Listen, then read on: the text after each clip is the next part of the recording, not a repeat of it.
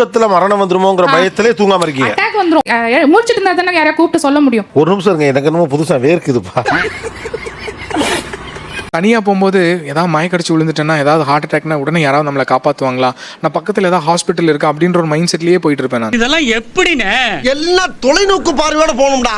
சில நேரங்களில் நான் ஒர்க் அவுட் பண்ணுவோம் பாத்தீங்களா, இப்போ நமக்குள்ள அந்த நார்மலா மூச்சு வாங்க பாருங்க, அந்த மூச்சு வாங்குறது கூட எனக்கு அந்த பயமா வருது. பயப்படாத, பயப்படாதா. நான் மேக்ஸிமம் தூங்குறது இல்லை சார். நான் தூங்கி ஒரு 6 to 7 years அது ஏன்னா தூக்கத்தில் அட்டாக் வந்துரும்ன்ற அந்த ஒரு கான்ஷியஸ்னால.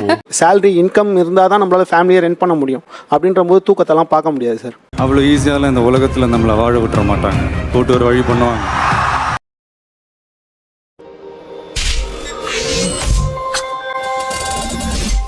இன்னைக்கு நம்ம பேச போற விஷயம் ஹார்ட் பத்தி. இழுக்குதா? ஐயோ, ஒரு மாதிரி அடிக்குதே. என்ன மாப்பிள பயமுறுத்துறீங்க? இந்தியாவில் நடக்கக்கூடிய மரணங்களில் அதிகமான மரணங்கள் இதயம் சம்பந்தப்பட்ட பிரச்சனைகளால் ரீசெண்ட் இயர்ஸ்ல நம்ம கேள்விப்படக்கூடிய இளம் வயது ஹார்ட் அட்டாக். ஐயோ, ஒரு நிமிஷத்துல உடம்பெல்லாம் குப்புன்னு வேர்க்குதே, என்ன புடிச்சுக்கடா கைட்டாங்களா. நல்லா இருந்தாருங்க நேத்து பாக்குறப்ப, இன்னைக்கு இந்த மனுஷன் வந்து அப்படியே இதாயிட்டு அப்படிங்கிறாங்க. ஜிம்ல ஒர்க் அவுட் பண்ணிட்டு ஒரு டப்புன்னு அங்கேயே கொலாப்ஸ் ஆயிட்டாரு அப்படிங்கிறாங்க. சின்ன வயசு பையன், ஐடில வேலை பார்த்தாரு, என்னன்னு தெரியல, இந்த வயசுல பைபாஸ் சர்ஜரி பண்ணிருக்காரு. தாங்க மாட்டீங்க, இது என்னன்னு தெரிய தாங்க மாட்டீங்க, மனசுக்குள்ள போட்டு அழுத்திக்கிட்டு இருக்கேன். குறிப்பாக இளைஞர்களுக்கு அது சின்ன வயசுல இந்த பாதிப்பு ஏற்படுவதற்கான காரணம் என்னங்கிற கேள்வியும் பயமும் பதட்டமும் பொதுமக்களிடம் இருக்கிறது. பயமா இருக்குதா? ஆமாண்டா, எனக்கு உன்னை விட பயமா இருக்குதுடா. உங்களுக்கு இந்த இதயம் சம்பந்தப்பட்ட நோய், குறிப்பாக ஹார்ட் அட்டாக் வந்து விடுமோன்னு என்னென்ன பயம், பதட்டம் எப்பெல்லாம் வருது?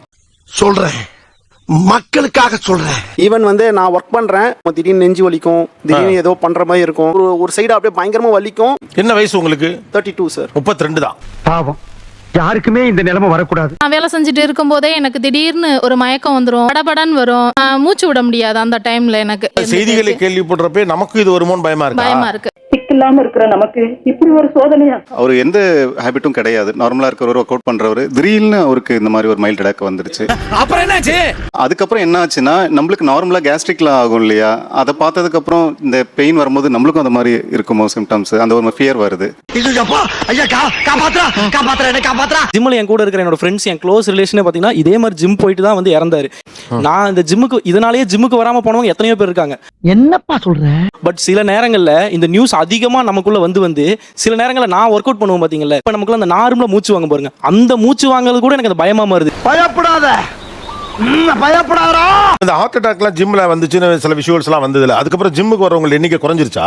ரொம்ப குறைஞ்சிருச்சு சார். பாவம், யாருக்குமே இந்த நிலைமை வரக்கூடாது. சமீப காலமா செலிபிரிட்டிஸோட மரணம், இளம் வயது மரணம், ஜிம்ல ஏற்படுற மரணம், இதெல்லாமே ஜிம்ல நிகழ்றது எல்லாருமே பார்த்து ஒரு பெரிய பயம். ஜிம்மில் உடற்பயிற்சி செய்து கொண்டிருக்கும் போதே இளைஞர்கள் திடீரென மயங்கி விழுந்து பலியாகும் சம்பவங்கள் சமீப நாட்களில் அதிகரித்துக் கொண்டே வருகிறது.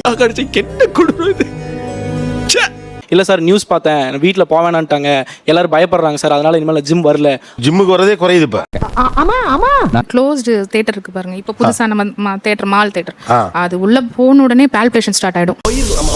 சரி வா போலாம்.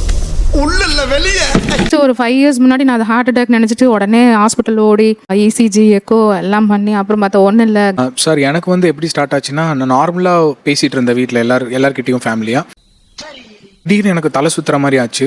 அப்போ ரொம்ப ஸ்வெட்டாக ஆரம்பிச்சிருச்சு, என்னால பேச முடியல, ஒரு மாதிரி கொளருது பேச. அப்புறம் என்னாச்சு? டக்குன்னு எங்க அம்மாட்ட எனக்கு ஏதோ பண்ணுது, எனக்கு ஒரு மாதிரி மயக்க வர மாதிரி இருக்கு, எனக்கு தெரிஞ்சு இது ஹார்ட் அட்டாக்கா இருக்குமோன்னு தோணுது, நம்ம இமீடியட்டா ஹாஸ்பிட்டல் போயிடலாம்னு சொல்றேன். நீங்க ஒண்ணும் பயப்படாதீங்க, டேய் காலை போய் தூக்குடா. நார்மலா ஒரு சின்ன பெயின், எனக்கு அதுக்கு முன்னாடி வரைக்கும் அதை விட பெரிய பெயினே இருந்திருக்கு, எனக்கு பயம் இருந்தது இல்ல. எனக்கு ஒரு சின்ன பெயின் வந்தா கூட ஓ இது ஹார்ட் அட்டாக்கா தான் இருக்கும் டெஃபினட்டா, அப்படி கனெக்ட் பண்ணி நான் ஒரு டாக்டர்கிட்டயா போயிட்டே இருக்கேன். நான் நிறைய டாக்டர்கிட்ட போயிட்டேன் நான். ஆனா எல்லாரும் ஒண்ணுமில்லை தான் சொல்றாங்க. ஒண்ணுமில்லை தான் சொல்றாங்க. எவ்வளவு டாக்டர்ஸ் இது சம்பந்தமா பார்த்திருக்கீங்க? சார் நான் ஒரு 40 டாக்டர்ஸ் மேல பார்த்திருப்பேன். எவ்வளவு செலவு பண்ணிருப்பீங்க அப்போ? ஒரு more than 5 lakhs. ஹார்ட் அட்டாக்கே வராமலே ஹார்ட் அட்டாக்கு ஆனதுக்கு என்ன செலவுமோ அவ்வளவு பண்ணிட்டீங்க பண்ணீங்க? ஆமா சார். எதுக்கு இதெல்லாம்?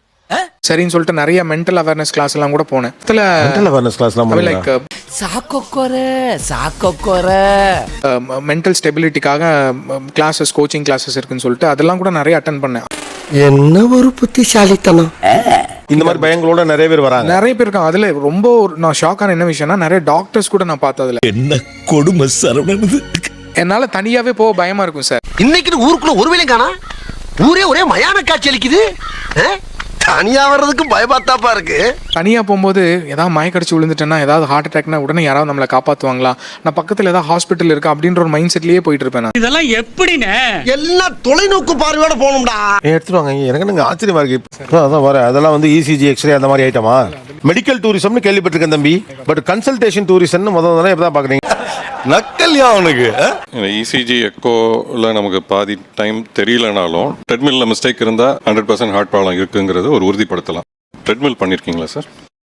ஐயோ மகனே, அத பத்தி யோசிக்கவே இல்லையே. ட்ரெட்மில்ங்கிறது ஒரு முக்கியமான ஒரு டெஸ்ட், சிம்பிள் டெஸ்ட், எல்லா கிளினிக்லயுமே இருக்கும். 100% அங்கேயே முடிவு பண்ணிடலாம். இவ்வளவு நாளா இது தெரியாம போச்சே.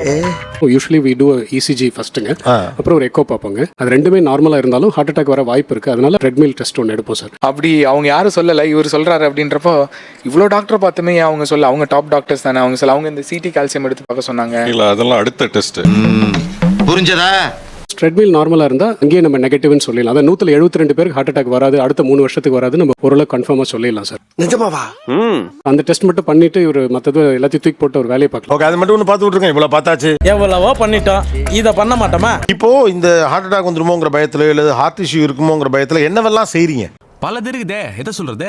சார் நடந்து போறேன் சார் வேலைக்கு. அது போக கொஞ்ச நேரம் சாப்பாடு இதெல்லாம் கொஞ்சம் கண்ட்ரோலாக கொண்டு வரேங்க சார். நிறைய நடக்கிறோம் சார். ஹார்ட் அட்டாக் வந்துட போகுதுன்ற பயத்திலே நடக்கிறேன். ஏன்னா எனக்கு தெரியுது நான் அன்ஹெல்த்தியாக இருக்கேன். நாம் யாருக்கு என்ன தீங்கு செய்தோம்? நமக்கு மட்டும் ஏன் இப்படி எல்லாம் நடக்கிறது? பிள்ளைங்களை தயார்படுத்திக்கிட்டே இருக்கீங்க. ஆமாங்க சார், நீங்க நல்லா படிக்கணும், பெரிய ஆளா வரணும், அந்த ஒரு மன பயத்திலே பிள்ளைங்களை இது பண்ணிடுறீங்க சார். இந்த உலகம் ரொம்ப மோசமானது, எவனையும் நம்ப கூடாது. முழிச்சுக்கிட்டு இருக்கும் போதே முழிய தோண்டிடுவாங்கடா. இப்போ எனக்கு 25 இயர்ஸ் ஆகுதா. சாப்பாட்டு விஷயத்துல பயம் வந்துச்சு சார். முன்னாடிலாம் நான் வந்து எல்லாமே சாப்பிடுவேன், எதையுமே ஒதுக்க மாட்டேன்.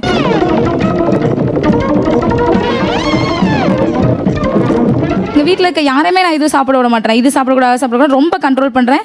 ஒரு ஸ்டேஜுக்கு மேலே அது எனக்கு ரொம்ப பயமாக இருக்குது. மனுஷனாடா நீங்கெல்லாம். அந்த ரிசப்ஷனில் டிஜே அதெல்லாம் வச்சாங்கன்னா போக மாட்டேன். படபடன்னு வரும், வேர்த்து கொட்டும், மூச்சு இந்த இடம் வலிக்கும். இது கூட அந்த தேட்டரில் சவுண்ட் எல்லாம் எஃபெக்ட் போட்டாங்கன்னா சுத்தமாக அவ்வளோதான், நான் சாக போகிறேன்ற மாதிரி அதில் எழுந்து ஓடியே வந்துட்டேன். இப்போ வீட்டில் 5 இயர்ஸாகவே நாங்கள் டோரை க்ளோஸ் பண்ணுறது கிடையாது. வெளி டோரை மட்டும் லாக் பண்ணிடுவோம், மெயின் டோரில் ஓப்பனில் இருக்கும், எல்லா விண்டோஸும் ஓப்பனில் இருக்கும். நைட்டு டயத்தில் தூங்கும் போதெல்லாம் மெயின் டோர் க்ளோஸ் பண்ண நான் மேக்ஸிமம் தூங்குறது இல்லை சார். நான் தூங்கி ஒரு 6 to 7 இயர்ஸ். அது என்ன பெரிய விஷயம். தூக்கத்தில் அட்டாக் வந்துரும்ன்ற அந்த ஒரு கான்ஷியஸ். நைட் ஒரு 2 o'clock வரைக்கும் அப்படியே மொபைல் இப்படியே ஸ்க்ரால் பண்ணிட்டு அப்படியே இருப்பேன். தூக்கத்துல மரணம் வந்துருமோங்கிற பயத்திலே தூங்காம இருக்கீங்க. என்ன ஒரு புத்திசாலித்தனம். நீங்க நைட் எல்லாம் முழிச்சிட்டு இருந்தீங்கன்னா தூங்கினோடனே அந்த கான்ஷியஸ் வந்துரும், அட்டாக் ஆயிடு, எழுந்துரு அப்படின்னு யாரோ அலர்ட் பண்ற மாதிரி இருக்கும் எனக்கு. படக்குன்னு ஐயோ தூங்குறோம், தூக்கத்துல வந்துருமே. எழுந்துருவேன். யார் சாமி இவன், எங்க இருந்து வந்திருக்கான்? நீங்க சொல்றது பயத்துக்காக இந்த இடம் தூங்காமலே இருக்கீங்க. பயங்கர முடிச்சிட்டு இருந்தா தானே யாரையா கூப்பிட்டு சொல்ல முடியும். ஒரு நிமிஷம் இருங்க, எனக்கு என்னமோ புதுசா வேர்க்குதுப்பா. ஏன்னா உங்க எல்லாரும் கவனிக்கிறேன், எல்லாருக்கும் நல்லா ரிலாக்ஸ்டா இருக்காங்க, எனக்கு மட்டும் என்ன வேர்க்குதுன்னு. அவர் பயந்துட்டு இருக்காரு, மேல மேல பயமுடிச்சு அவருக்கு பேதிக்கிட்டு ஆயிடுச்சுன்னா சரௌண்டிங்ல ஹாஸ்பிட்டல் பக்கத்தில் இருக்கணும். நம்ம ரொம்ப தூரம் போற வரைக்கும் நம்ம தாங்குமான்னு தெரியல. கார் வந்து கரெக்டா ரெடி, ஏதாவது இமீடியட்டா கூட்டு போற மாதிரி ரெடியா இருக்கணும். கார் ஓட்ட ஆள் பக்கத்துலயே இருக்கணும். எல்லாமே ரெடி. இப்ப வீடெல்லாம் ஸ்கூல் பக்கத்துல பாக்குற மாதிரி ஆஸ்பத்திரி பக்கத்துல பாத்துறீங்க. ஆஸ்பத்திரி பக்கத்துல பார்த்து வச்சிடணும். இவ சாதாரணமான ஆள் இல்ல சாமி, வேற இவ ரத்தத்திலயும் நரம்புலயும் வேற ஏதோ ஒண்ணு ஊறி கிடக்கு. டாக்டர்னாவே அதான் ஸ்டெத்தஸ்கோப் வச்சு பாப்பாரு அப்படின்னு சொல்லி. இப்ப பெரும்பாலும் ஸ்டெத்தஸ்கோப் அவ்வளவு வைக்கிறது இல்ல, பயப்பிடிச்சிட்டான்.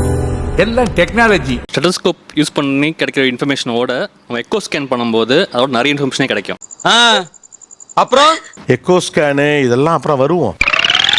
ஃபீவருக்கு வந்தா கூட ஸ்டெத்தஸ்கோப் வச்சு பார்ப்பாங்க. இப்போ சும்மா ஸ்டெத்தஸ்கோப் வச்சு பார்க்குற ஒன்றுக்கு போயிட்டு ஏன் எக்கோ ஸ்கேன் எடுக்கலன்னு கேட்டால் எப்படி டாக்டர்? அது பேசிக்காக பண்ணணும் சார், கண்டிப்பாக பண்ணணும். ஸ்டெத் வச்சு பார்க்கணும், ஹார்ட் சவுண்ட்ஸ் கேட்கணும், ஹார்ட்டோட வேல்வில் எதனா பிரச்சனை இருக்கு ஓரளவுக்கு கணிக்க முடியும் சார். அது கண்டிப்பாக பண்ணி தான் எல்லா டாக்டர்ஸும் பண்ணணும். என்னையவே சிந்திக்க வச்சுட்டானே. இப்போ டாக்டர்ஸ் ஸ்டெத் அதிகம் யூஸ் பண்றாங்களா ஸ்டெத்தஸ்கோப்? இல்ல சார். பண்ணலேங்கிறவங்க கை தூக்குங்க.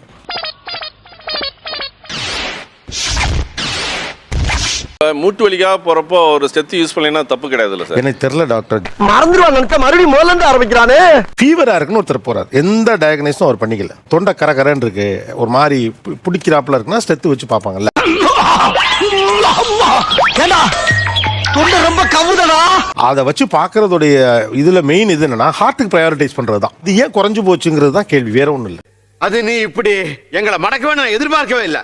டாக்டர்ஸே கேட்குறேன், ஸ்டெத்தஸ்கோப் வச்சு பார்க்குறது வெறும் பிளாசிபோ எஃபெக்ட் தானா? நீங்கள் ஸ்டெத்து வச்சு பார்த்தா தான் டாக்டர் என்ன நல்லா பார்க்குறாரு நான் நினச்சிப்பேன். ஆம் என்போர் கை உயர்த்துக. ஒரு ஓட்டு இல்லை டாக்டர். அசிங்கமா இருக்கு. ஆமா சார், நம்ம பொழப்பே இப்படிதான் சார் இருக்கு. இல்லை, ஸ்டெத்து வச்சு பார்க்குறது முக்கியம் தான் எல்லா காலத்துலையும் நினைக்கிறவங்க யார்? என்ன டாக்டர் நீங்கள் எல்லாத்துக்கும் சொல்கிறீங்க? எனக்கு புரியல. அது நமக்கு இங்க புரியாது, வீட்டுக்கு போனா தான் புரியும். இது வந்து அந்த காலத்துல ட்ரெடிஷ்னலா ஸ்டெத் இருந்தது, ஸ்டெத் எல்லாருக்கும் யூஸ் பண்ணோம். அந்த ஸ்டெத்னால அந்த வியாதி எப்படி சார் டயக்னோஸ் பண்ண முடியும்? எனக்கு ஒண்ணுமே புரியலையே. நைட் ஷிஃப்ட்னா பகலில் தூங்கணும், இப்போ செகண்ட் ஷிஃப்ட்னா நைட்டு லேட்டாக வந்துட்டு அதுக்கப்புறம் தூங்கணும். 12-1 ஆகிடும் தூங்குறதுக்கு. இல்லை, இப்போ உங்களுக்கு ஏற்கனவே ஹார்ட் ப்ராப்ளம் இருக்கு இல்லையா? ஆமாம் சார். அட்லீஸ்ட் ஒரு 9 to 6 ஜாப் உங்களால் எடுத்துக்க முடியாதான்னு கேட்குறேன். கிடைக்காது. நான் தூங்கணும்னு நினைச்சாலும் கண்டினியூஸாக அந்த 6 to 8 hours மட்டும் தூங்க முடியல, கமிட்மெண்ட்காக ஓடுறதுனால. கல்யாணத்துக்கு முன்னாடி வரைக்கும் வீட்டுக்காக ஓடிட்டு இருந்தேன். இப்போ கல்யாணத்துக்கு அப்புறம் ஹஸ்பண்டோட வீட்டுக்காக ஓடுறேன், என் அம்மாவுக்காகவும் ஓடிட்டு இருக்கேன். என் வாழ்க்கை பாத்தீங்களா ஒரு பெரிய ஜோக் ஆயிடுச்சு. இது ஜோக்கு, அழக்கூடாது, சிரிக்கணும். ஸோ இந்த கண்டினியூஸான இந்த ரன்னிங்கில் என்னால் நான் தூங்கணும்னு நினைக்கிறேன். எனக்கு தூங்கணும்னு ரொம்ப ஆசையாக இருக்குது. 6 மணி நேரத்துலேருந்து 8 மணி நேரம் தூங்கணும்னு ரொம்ப ஆசையாக இருக்குது. ஒரு குடும்பம் உடஞ்சு போகாம இருக்க ஒவ்வொருத்தரும் எவ்வளவு தியாகம் பண்ண வேண்டியது இருக்குல்ல. ஐடி கம்பெனியில் ஒர்க் பண்ணுறேன். 9 ஹவர்ஸ்னா 9 ஹவர்ஸ் ஜாப் இருக்காது சார். மோர் தென் 12 ஹவர்ஸ் ஒர்க் பண்ணுற மாதிரி இருக்கும். காலையில் குழந்தைய ஸ்கூலுக்கு அனுப்பணும் சார். இதை தவிர்த்து வந்து நெக்ஸ்ட்டு வீட்டில் இருக்க வேலையெல்லாம் பார்க்கணும். மச்சி ஃபீல் பண்ணாத. இன்னைக்கு ஏஐ டெக்னாலஜி, நிறைய டெக்னாலஜி வந்ததால் ஆளை குறைக்க தான் பார்த்துட்டு இருக்காங்க. சேலரி இன்கம் இருந்தால் தான் நம்மளால ஃபேமிலியை ரன் பண்ண முடியும். அப்படின்ற போது தூக்கத்தெல்லாம் பார்க்க முடியாது சார். அவ்வளோ ஈஸியால இந்த உலகத்தில் நம்மளை வாழ விட்டுற மாட்டாங்க, போட்டு ஒரு வழி பண்ணுவாங்க. நீ வந்து ஃபேமிலியை சுற்றி இருக்காத, ஆஃபீஸை சுற்றி இரு. என்னென்னலாம் அட்வான்ஸாக நீ யோசிக்க முடியும் யோசிச்சுட்டே இரு. இப்போ இவர் எப்படி அமைதியா இருக்குது, ஸ்ட்ரெஸ் இல்லாம இருக்குது? கம்பெனி வந்து சில ஸ்டெப்ஸ் எடுத்து அவங்களோட ஹெல்த்தையும் கொஞ்சம் கான்சென்ட்ரேட் பண்ணி அவங்களோட ப்ரெஷரை கம்மி பண்ணணும் சார். ஆக்சுவலாக இவங்க எல்லாருமே போய் கம்பெனி கிட்ட அட்ரஸ் பண்ணணும் சார். வாய்ப்பில்லை ராஜா, வாய்ப்பில்லை. மொத்தமாக மாசா போனா தான் மாசம் அனுப்பிடுறாங்களே சார். நல்ல டைமிங் பட் டைமிங் தப்பு. உட்கார். அவன் போகாமலே மாசம் எப்படா வருவேன்னு காத்துக்கிட்டு இருக்காங்க. வேற வழி இல்லை sir. Government has to take a policy. தம்பி கரெக்டா பாயிண்டா பேசுது இல்ல. ஆனா இன்னைக்கு ஹெல்த்ங்கிறது ஓய்வாக இருக்கலாம், இளைப்பாறலாக இருக்கலாம். இங்க இருக்கக்கூடிய சமூக சூழ்நிலையில அவன் சர்வைவ் பண்றதுக்கு சப்போர்ட் பண்ணல. நிகழ்ச்சியில் கலந்து கொண்ட அனைவருக்கும் கோபிநாத் நெஞ்சார்ந்த நன்றிகள். மீண்டும் இன்னொரு சந்தர்ப்பத்தில் பேசலாம். இந்த வீடியோ உங்களுக்கு பிடிக்கும் நினைக்கிறேன். பிடிச்சிருந்தீங்கன்னா லைக் பண்ணுங்க, ஷேர் பண்ணுங்க, மறக்காம சப்ஸ்கிரைப் பண்ணுங்க. நன்றி, வணக்கம்.